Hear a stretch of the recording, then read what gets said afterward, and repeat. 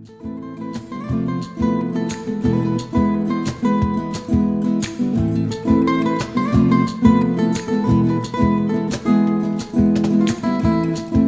story of work is a long one, but I'll do my best to summarize it.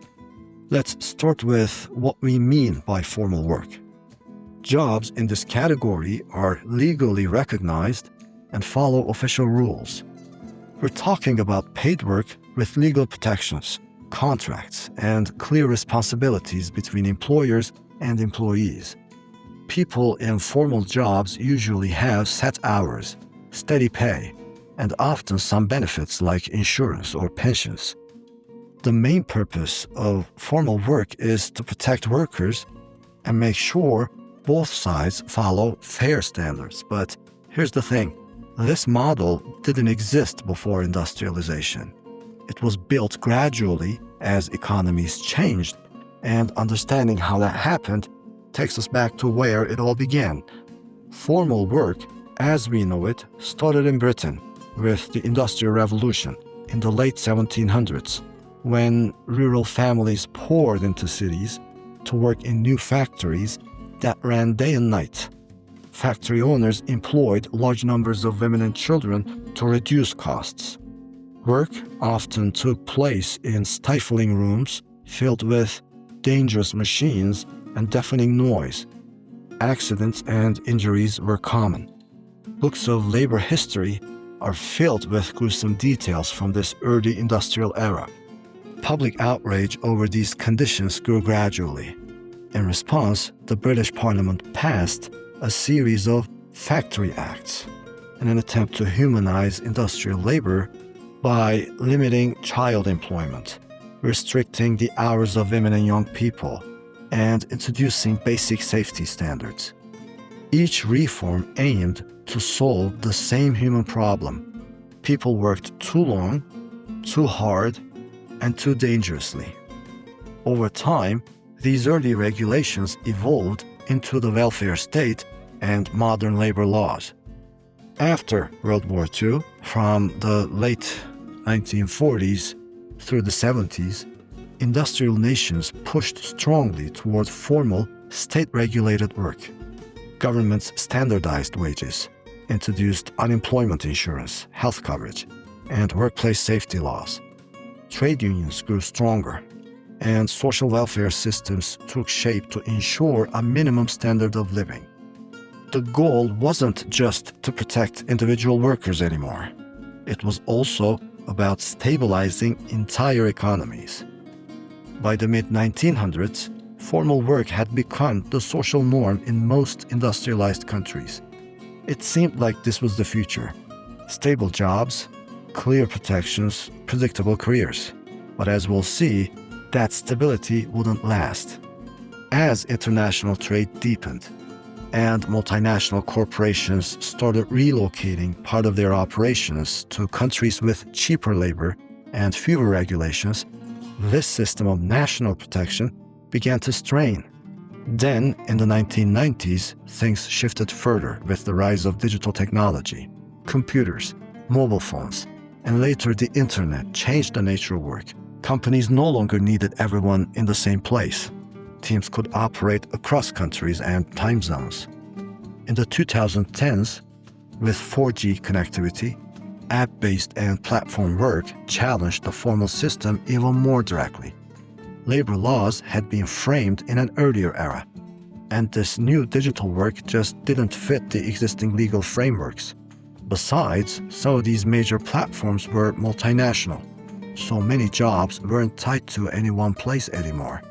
As a result, there are large numbers of people around the world today working as drivers, couriers, and freelancers on digital platforms.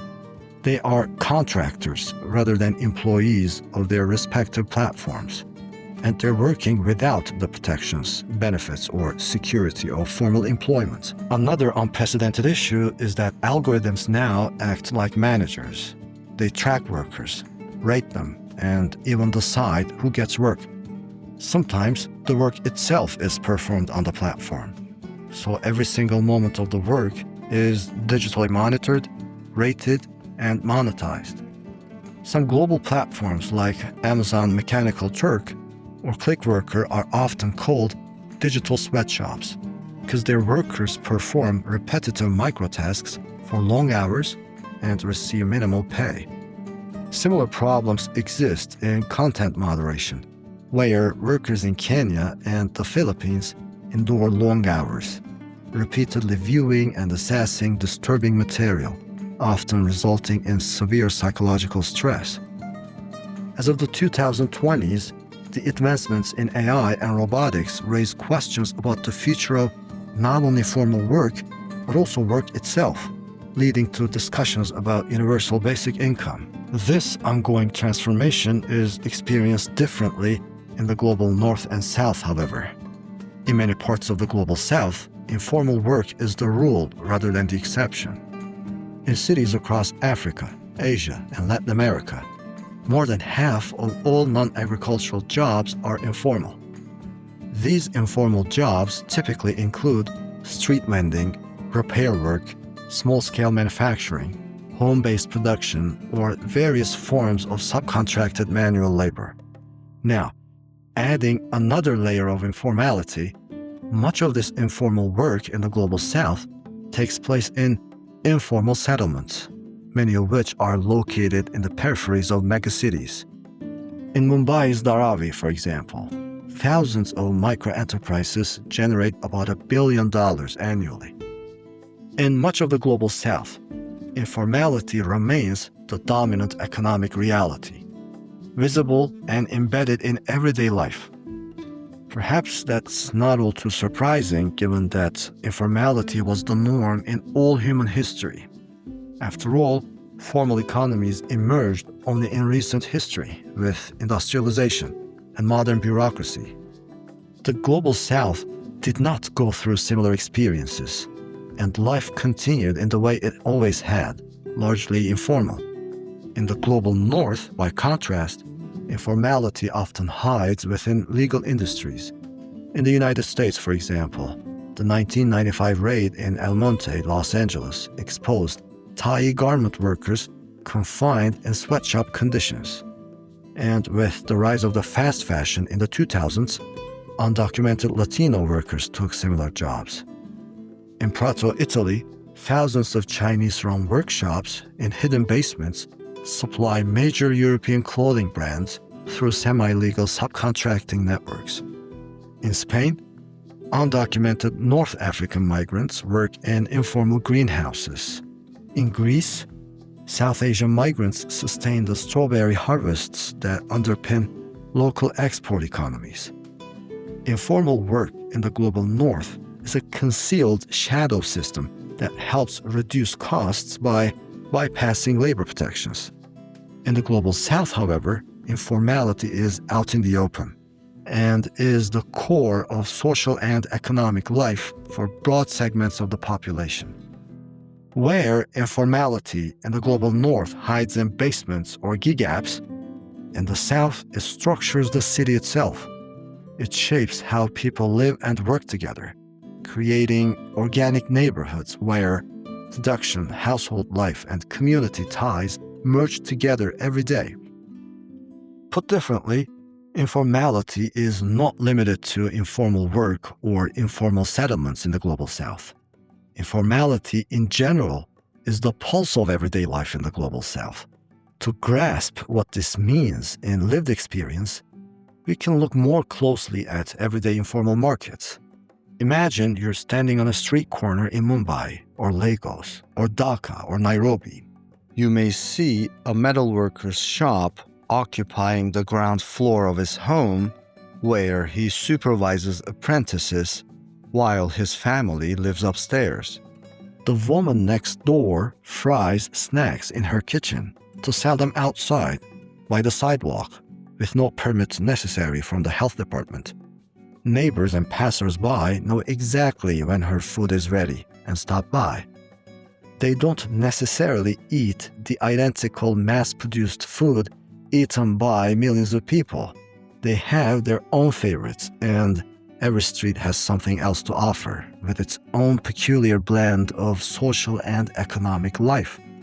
Say, further down the same street, a family workshop repairs tools in the same courtyard where children play. Work and life are woven into a single fabric. These businesses share patterns: family-run, small-scale, often subcontracted into larger supply chains. Economic relationships often run on trust and daily negotiation rather than formal contracts or formal bank credit. The workplace expands when orders grow and falls back into domestic space when times are lean. This is a flexibility that a formal workplace cannot match. Yet, informality isn't only about survival. Many enterprises are economically robust and opportunity-driven. Experienced workers from formal industries move deliberately into self-employment, using their skills and contacts to build independent businesses. In metalwork, textiles, and transport, some informal entrepreneurs earn more than their formally employed counterparts.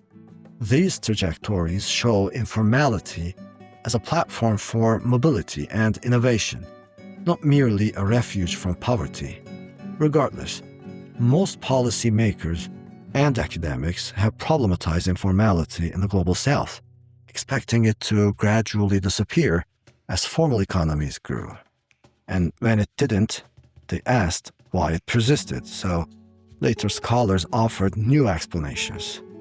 Some argued that informality persisted because economic growth failed to create enough jobs. Others pointed to excessive bureaucracy, taxation, and regulation that pushed people out of the formal system. Another perspective considered informality a structural feature of capitalism, with formal businesses indirectly employing informal workers through outsourcing. These discussions still continue, but there's currently broad agreement that informal economies are here to stay. From a policy standpoint, there have been two main approaches to these informal structures, and they point in very different directions. The first is the integrationist or regulationist view. It sees the informal economy as a problem to be solved. From this perspective, informal work represents unregistered activity, cash-based and untaxed. Because these businesses operate outside official rules, they're set to undermine fair competition, depress wages, and erode state revenues.